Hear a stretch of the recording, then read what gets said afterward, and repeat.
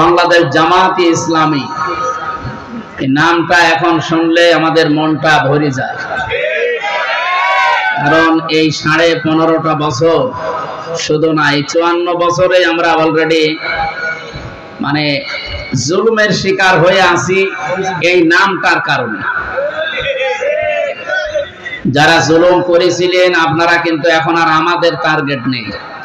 আজকে জালেমদের একজন ড্রামি রাষ্ট্রপতি পালিয়ে চলে গেছে, আপনারা জানেন। ওনারে নিয়ে যা আরম্ভ হয়েছে সারা দেশে, এটা আমার মনে হয় সামাল দেওয়া কঠিন হয়ে পড়বে। এই জন্য যারা দায়িত্বে আছেন সাবধান। বউ আসবে এই আশায় যারা বুক বেঁধে আছে, আমার মনে হয় তাদের এখান থেকে শিক্ষা নেওয়া দরকার যে রাষ্ট্রপতি যদি পালিয়ে চলে যায়, বউ আসবে আবার কার আশা? এই জন্য এসব আশা ভরসা সব বাদ দেন। এখন ভরসা আশা একমাত্র আমাদের ইন্ডিয়া। হ্যাঁ, কে? আল্লাহর উপর। যা আরম্ভ হয়েছে আল্লাহ ছাড়া আমাদের কোনো গতি আছে? সুতরাং বাংলাদেশ জামাতে ইসলামী একটা মাজলুম দল। আপনি মন খারাপ করেন আর আপনি খুশি হন, ওইটা আমি দেখি না। আমি যেটা বাস্তব দেখছি এইটা বলছি। এই দলটা মাজলুম দল না? এই দেশে এই 54 বছরের ভেতরে, বিশেষ করে 15.5 বছরে যারা আমরা জুলুম নির্যাতন অত্যাচারের শিকার, সে রাজনীতি করে করেন আর না করে করেন, সবচাইতে বেশি স্টিম রোলার যাদের উপরে গেছে তারা এই বাংলাদেশ জামাত ইসলামী, ইসলামী ছাত্র শিবির, আর একটা মেয়েদের সংগঠন আছে ইসলামী ছাত্রী সংস্থা, এদের উপর একটু বেশি হয়ে গেছে। আমি তো কিছুই ছিলাম না, আমি শুধু সাপোর্ট করতাম, তাই আমার উপরে যা গেছে। এই যে আসার পরে আমি স্যারকে বলছিলাম যে আমি এই লোহার চেয়ারে বা কাঠের চেয়ারে বসতে পারি না। ওরা রিমান্ডে আমার মাথার চুল থেকে পায়ের তালু পর্যন্ত 1 ইঞ্চি জায়গা বাকি রাখে না, টর্চার করে। এই জন্য বসতে পারি না। 10 মিনিট বসলে আমার ব্যথা শুরু হয়ে যাবে, কারণ এমন জায়গায় কিছু দিয়েছে যেখানে মানুষকে দেখানো যায় না। এই জন্য বললাম যে একটু গদি সিস্টেম করে দেন, যেন অন্তত ঘন্টাখানিক বসে থাকা যায়। আমি সমর্থক হওয়ার পরে যদি এই অত্যাচার আমার উপরে যায়, যারা দায়িত্বে ছিল কি গেছে আপনি বলেন তো? আর সেই দলের সর্বোচ্চ 2য় স্থানে যিনি আছেন, আমাদের এই খুলনা বিভাগের গর্ব, সাবেক এমপি, ইসলামিক চিন্তাবিদ, শিক্ষাবিদ, রাজনীতিবিদ, হাজার হাজার ছাত্রের উস্তাদ ছিলেন অধ্যাপক মিয়া গোলাম পরোয়ার। উনি অলরেডি আল্লাহর ঘর কাবায় পৌঁছে গেছে, আলহামদুলিল্লাহ। উনি এখন আল্লাহর মেহমান, আপনাদের জন্য দোয়া করবে আমি আশা করি। হায়াতের তজ্জেবা সিহাতে কল্লিয়া যেন আল্লাহ তাকে দান করেন। আগামীতে এই মানুষগুলোকে আমরা মাথার উপরে চাই, যাদের জীবনে দুর্নীতি এবং মানুষের টাকা পয়সা আত্মসাৎ করার কোনো রেকর্ড আজ পর্যন্ত নেই। আমার মনে হয় মরণ পর্যন্ত পাওয়া যাবে না ইনশাআল্লাহ। আমার পাশের বিল্ডিং এ ছিল লোকটা, 3টা বছর আমি তাকে পেয়েছি কাছে। এখলাস আছে ভেতরে। আপনাদের খুলনার সন্তান বলে বলছি না, আমি নিজে কাছ থেকে দেখেছি, এজন্য ভেতরে এখলাস পেয়েছি। আর এখলাস যাদের ভেতরে থাকে, যে মানুষগুলো দুনিয়া মালুম বেমালুম ভুলে আখেরাতের চিন্তা নিয়ে ব্যস্ত থাকে, তাদেরকে এমন সূক্ষ্ম সূক্ষ্ম বিষয় আল্লাহ নিজে দান করে যেটা পৃথিবীর অন্য কাউকে আল্লাহ দেয় না। তার ভেতরে আমরা এগুলো পেয়েছি।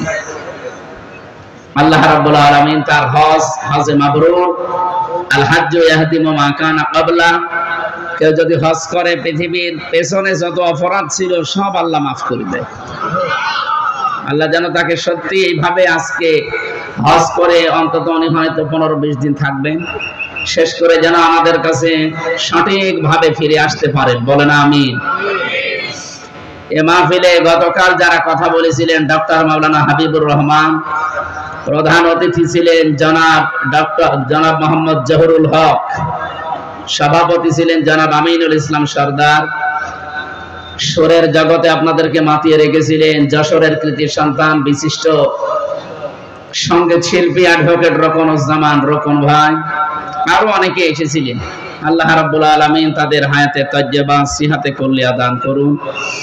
এ মাহফিলে উপস্থিত আছেন যার মাধ্যমে অনুষ্ঠানটা নিয়েছিলাম বিশিষ্ট চিকিৎসাবিদ, আপনাদের খুলনার সন্তান বড় ভাই জনাব ডাক্তার মিজানুর রহমান, আতালাল্লাহু উমরাহু ওয়া বারাকাল্লাহু ফি হায়াতি, বলেন আমিন। অধ্যাপক আব্দুল আলিম সাহেব এখানে উপস্থিত আছেন, আমির বাংলাদেশ জামাতি ইসলামী ফুলতলা উপজেলা শাখা। মাওলানা মুখতার হুসাইন, আমির ডমরিয়া উপজেলা শাখা। জনাব জহুরুল ইসলাম, চেয়ারম্যান 1 নম্বর ধামালিয়া ইউনিয়ন পরিষদের। আল্লাহ তাকে যে দায়িত্ব দিয়েছেন এটা যেন সঠিকভাবে পালন করার তৌফিক দেন। এখানে আমার সাথে আজকে মেহমান হয়ে আপনাদের এলাকায় এসেছেন, পাশের জেলায় বাড়ি যশোর, ইসলামিক চিন্তাবিদ, শিক্ষাবিদ। ওনার যে ডিগ্রি, আমার মনে হয় আমার মাথার উপরে চাপিয়ে দিলে আমি ঘুমিয়ে পড়ি, এত ডিগ্রি নিয়ে এসেছি বলে। হাজার হাজার ছাত্রের ওস্তাদ প্রফেসর জাহাঙ্গীর হোসেন, দামাত বারকাতুহুমুল আলিয়া, বলেন আমিন। মাকে উনি হারিয়ে ফেলেছেন, আল্লাহ যেন তার মাকে কবরে মাফ করে দেন।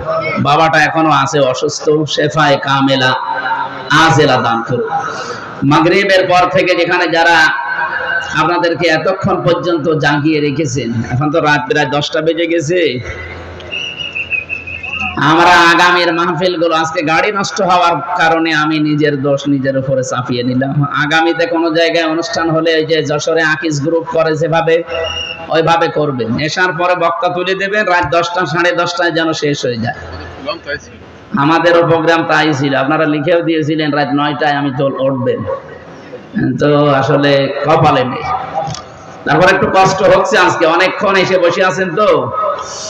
যারা এখানে আলোচনা রেখেছেন, বিশেষ করে প্রধান অতিথির আসনে ছিলেন বাবলু মাস্টার, নাকি এখানে কাদের নাম লিখেছেন? ঠিক আছে, আর লাগবে না। মঞ্চে বসা সম্মানিত ব্যক্তিবর্গ, সামনে বসা মুসলমান ভাইরা, পর্দার আড়ালের সম্মানিতা মা এবং বোনেরা, প্রশাসনের ভাইরা, প্রাণপ্রিয় খুলনাবাসী। খুলনা বিভাগের 10টা জেলা আছে। কয়টা? আমার বাড়ি এ বিভাগে কুষ্টিয়া। এই 10 জেলার যেখানে যায় মনে হয় বাড়ির ভেতরে আছি। অন্য জেলায় গেলে তখন মনে হয় যে না, একটু বাইরে মনে হয় পাশের বাড়ি আসলাম। যখন চট্টগ্রামে যায়, কক্সবাজারে যায়, সিলেটে যায়, মনে হয় যে পাশের বাড়ি বেড়াতে এসেছি। আর এই খুলনা বিভাগে আসলে আমার নিজের বাড়ির ভেতরে, আর আমার এগুলো সব আত্মীয় স্বজন। আর যেহেতু আমার শ্বশুর বাড়ি এই যে এই বিভাগে চুয়াডাঙ্গা, আমার বাবার শ্বশুর বাড়ি চুয়াডাঙ্গা, সেই হিসাবে আমার মনে হয় এই বিভাগের লোক যারাই আছে হয় শালা হবে নয় শ্বশুর হবে, আত্মীয় স্বজনই আমার। এরকম মন নিয়ে আমরা আজকে কথা বলবো ইনশাআল্লাহ। যাদের সম্মান কামনা করলাম, আমি এমনি এমনি কারো সম্মান চাই না। রাফা'না লাকা যিকরাক, কোরআনে কারিমে আল্লাহ জানিয়েছেন, হে নবী আপনার সম্মানকে আমি উপরে তুলি নাই। প্রশ্নবোধক চিহ্ন, এটা ইন্টারগেটিভ সেন্টেন্স, হরফে ইস্তেফহাম দিয়ে আল্লাহ আরম্ভ করেছেন, রাফা'না লাকা যিকরাক, আমি আপনার সম্মান মর্যাদা কি উপরে তুলি নাই। এ দায়িত্ব কে নিয়েছেন? আপনি চিন্তা করতে পারেন, যেখানে আল্লাহর নাম সেখানে রাসূলুল্লাহর নাম। বাংলাদেশে 1110 কিলোমিটার এই দেশটা। টেকনাফের একেবারে শেষ গ্রাম থেকে আমি গাড়ি ছাড়লাম, পঞ্চগড়ের তেতুলিয়ার বাংলা বান্ধা পোড়াটা আমি চালিয়েছি, 1110 কিলোমিটার হয়। আমি হিসাব করে দেখলাম পোড়াটা আল্লাহর নাম কমপক্ষে 13 মিনিট 10 সেকেন্ড একাধারে আল্লাহর নাম উচ্চারণ হয়। ওই যে আজান হয়, টেকনাফ থেকে যদি আরম্ভ হয় আজান দেওয়া, এ শুরু হতে হতে একেবারে পঞ্চগড়ে যে কমপক্ষে 13 মিনিট 10 সেকেন্ড একাধারে আজান হয়। একাধারে আজান হলে যদি আল্লাহর নাম হয়, সঙ্গে সঙ্গে কার নাম বলা লাগে? রাসূলুল্লাহর নাম। আশহাদু আল্লা ইলাহা ইল্লাল্লাহ বললেই হয় না, বলা লাগে আশহাদু আন্না মুহাম্মাদার রাসূলুল্লাহ। আল্লাহ বলেন, হে নবী আপনি শুধু বাংলাদেশের দিকে তাকান তো, এতটুকু একটা দেশ, এই এরিয়ার ভেতরে একাধারে যদি 13 মিনিট 10 সেকেন্ড হয়, তাহলে সারা পৃথিবী আপনি হিসাব করে বলেন। সারা দুনিয়ায় 24 ঘন্টায় 257টা রাষ্ট্র আছে পৃথিবীতে। যেখানে যেখানে আল্লাহর নাম উচ্চারণ হয় সেখানে রাসূলুল্লাহর নাম আল্লাহ উচ্চারণের ব্যবস্থা করে দিয়েছে। এমনকি জান্নাত থেকে যেদিন আমাদের আদি পিতা হযরত আদম আলাইহিস সালাম বের হয়ে আসবেন, ওই দিন তিনি জান্নাতের মেইন গেটে লেখা দেখেছিলেন, লা ইলাহা ইল্লাল্লাহ মুহাম্মাদুর রাসূলুল্লাহ। 300 বছর দুনিয়ায় এসে কন্দন করে মাপ পাননি। সর্বশেষ তিনি বলেছিলেন, আল্লাহ তুমি আমাকে মুহাম্মাদুর রাসূলুল্লাহর ওসিলায় মাফ করে দাও। আল্লাহ পাক বলেন, কার ওসিলা নিলে? বলে মুহাম্মাদুর রাসূলুল্লাহর ওসিলা নিয়েছি। কেন? কারণ আমি জান্নাত থেকে বের হওয়ার সময় দেখেছি এই নামটা তোমার নামের পাশে লেখা। ওই দিনই বুঝেছিলাম নামটা হয়তো তোমার নিকটবর্তী কেউ হবে। আল্লাহ পাক ওই দিন জানিয়েছেন, হে আদম, যার নাম নিয়ে তুমি ওসিলা দিলে এ কিন্তু তোমারই সন্তান হবে। পরবর্তীতে এই পৃথিবীতে তাকেও আমি আল্লাহ পাঠাবো। তোমাকে শুধু পাঠিয়ে আমি শেষ করে দেইনি। ফামান তাবিআ হুদায়া ফালা খাউফুন আলাইহিম ওয়ালা হুম ইয়াহজানুন। আমার পক্ষ থেকে হেদায়েত যাবে, এটা আল্লাহ যদিও আদম নবীকে বলেছিলেন। আপনি এই যে ফামান তাবিআ হুদায়া এর ব্যাখ্যা করতে গিয়ে আমি যত তাফসীর পড়েছি, মুফাসসিরিন ইকরাম জানাতে চেয়েছেন এই হেদায়েত মানে কোরআন। অথচ আদম নবী যেই দিন এসেছেন ওই দিন কোরআনের কোনো নামগন্ধ ছিল? বলেন বলেন। আদম নবী জানতো যে কোরআন নামে কিছু আছে না? অথচ ওই দিনই আল্লাহ তাকে ইঙ্গিত দিয়েছেন। এর দ্বিতীয় তাফসীর হচ্ছে, যদিও কোরআন শরীফকে আল্লাহ হুদা বলেছেন, এই জন্য হুদাল্লিল মুত্তাকিন। এখানে হুদান শব্দটা যদি ইসমে ফাইল থেকে আপনি নিয়ে আসেন হাদিন, এর বাংলা অর্থ দাঁড়ায় হেদায়েত দিতে পারে শুধুমাত্র একজন, তার নাম ওনার মুখ থেকে যেটা বের হয়েছে তার নাম কোরআন। এজন্য হুদাল্লিল মুত্তাকিন বলার আগে আমার আল্লাহ কিতাবের আগে আলিফ লাম দিয়েছেন, যালিকাল কিতাবু লা রাইবা ফি। এই যে কিতাবের আগে আলিফ লাম দিলেন। আমি আরবি গ্রামার যখন পড়ি এই আয়াতের সাথে মিলিয়ে দেখেছি পৃথিবীতে একটা মাত্র কিতাব আল্লাহ দিয়েছেন যেটা মানুষকে পথ দেখাতে পারে, আর যত কিতাব আছে তাকে আল্লাহ হাদিন বলেন নাই। হুদাল্লিল মুত্তাকিন, হুদাল্লিন নাস, হুদাল্লিল মুসলিমিন, প্রত্যেকটা শব্দ কোরআনে আছে। আমি আলিফ লাম নিয়ে গবেষণা করে 4 প্রকার পেয়েছিলাম আরবি গ্রামারে। কেন আল্লাহ যালিকাল কিতাবের আগে আলিফ লাম দিয়ে নির্দিষ্ট করে দিলেন? এই আলিফ লামের পক্ষে একটা হাদিসও পেয়েছি তিরমিজি শরীফে। এদিকে তাকান। এই না না না, বসুন বসুন বসুন, এখানে ওঠা যাবে না ভাই। একেবারে নিস্তব্ধ হয়ে শুনবেন। যেই কথা বলবো ওখান থেকে একটা শিক্ষা নিয়ে আসবো, এরপরে সামনে যাব। আমি 1 ঘন্টা কথা বলবো, কিন্তু 1 ঘন্টায় যেন ক্লাসের মতো শোনা যায়। কি শুনবেন তো ইনশাআল্লাহ? আলিফ লামের যে হাদিসটা বলছিলাম এবার শোনেন। আমার মনে হয় আপনারা শুধু শুনেই শেষ করে দেবেন না, শোনার পরে আজকে সিদ্ধান্ত নিয়ে এক্ষুনি মেনে নেওয়ার মন বানাবেন। কি কথা বলেন না কেন? কারণ আমি তো শুধু অ্যাডভার্টাইজ করছি, আমি অ্যাডভাইজার। আমার নিজের কথাও না, আমার বাবার কথাও না। আর ডাক্তার সাহেব আমার সারাদিন মোবাইল করছে, উনি শিখিয়েও দেয়নি। যা শিখিয়েছি, যা শিখেছি সব শিখিয়েছে আমার আল্লাহ।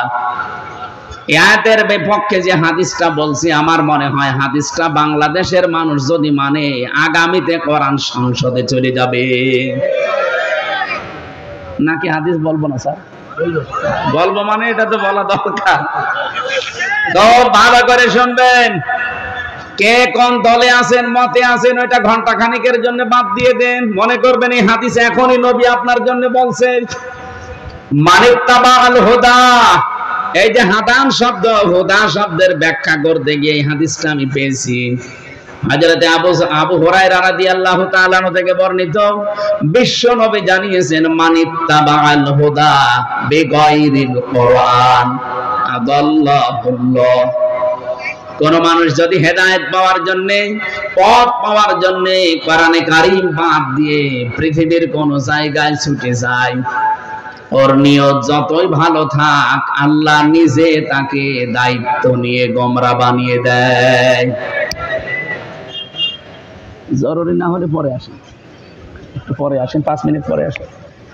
মানে এই বিষয়টা আগে, আজকের আলোচনার সামারাইজ বিষয়টা এটা। শব্দের দিকে খেয়াল করে করে আমি যখন মিলাই, আমি চিন্তা করলাম নবীজি দল্লা শব্দ কেন দিলেন না? দল্লা ইয়াদিল্লু শব্দ যদি দিতেন, সরাসি মুজাররদ থেকে বাপটা আসলে বাংলা অর্থ হতো আপনি নিজেই নিজেকে খারাপ বানিয়ে ফেলেছেন। কিন্তু আদাল্লা ইয়াদিল্লু বাবে ইফআল থেকে যখন শব্দ আসে, যেহেতু সার বিষয় কামেল পাস, আদাল্লা ইয়াদিল্লু বাবে ইফআল থেকে আসলে এই বাবের খাসিয়াত হচ্ছে 9টা। কওমি মাদ্রাসায় যারা ভালোভাবে পড়েন তারা বাপগুলো হয়তো দেখেছেন। এই 9টা খাসিয়াতের প্রথম খাসিয়ত, এই খাসিয়াত হচ্ছে আল্লাহ নিজে দায়িত্ব নিচ্ছে। আদাল্লা ইয়াদিল্লু, দল্লা শব্দ হলে বাংলা অর্থ হয়তো আপনি নিজেই নিজেকে খারাপ বানিয়েছেন, আর আদাল্লা আসলে বাংলা অর্থ দাঁড়াবে আল্লাহ নিজে আপনাকে খারাপ বানিয়েছে। খুলনাবাসী, আমি এবার একেবারে ফাইনাল প্রশ্ন করছি, হেদায়েত দেওয়ার মালিক কে? উনি যদি বলে আমি তোকে গোমরা বানাবো, হেদায়েত দেওয়ার আর কেউ আছে? নেই। কত বড় কঠিন কথা নবীজি শোনালেন। আদাল্লাহুল্লাহ, আল্লাহ নিজে ফাইল, এখানে নিজে কর্তা হিসাবে কাজ করছেন। বলেন আমি তোকে খারাপ বানাবো, যেখানে কোরআন নেই, যদি তুই ওখানে ভালো হওয়ার নিয়তেও থাকিস।